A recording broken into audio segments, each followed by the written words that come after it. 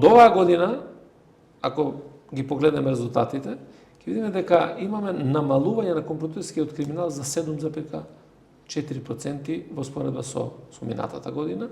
Регистрирани имаме 112 кривични дела или 65 сторители, при тоа сторена е материјална штета од 31,9 милиони денари.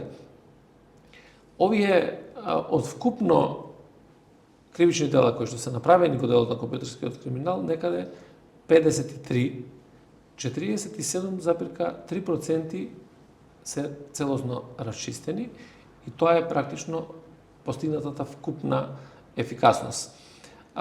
Трендот на намалувањето на компјутерскиот криминал, кој што е оваа година, практично е резултат на намалување на кривичните дела со платежните картички.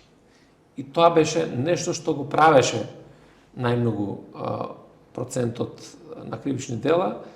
Тие учествуваа некаде околу 43% од вкупно регистрираните кривични дела во овој дел. МВР во наредниот период исто така ќе биде и носител на активноста за изготвување на посебна национална стратегија за компјутерски криминал и во овој дел интензивно ќе се работи и на подготовка на еден акцијски план кој што практично ќе ги подобри сите овие аспекти за борбата со компјутерскиот криминал или така наречени хибридни закани, хибридна војна која што практично се интензивира исто така по руската агресија на Украина.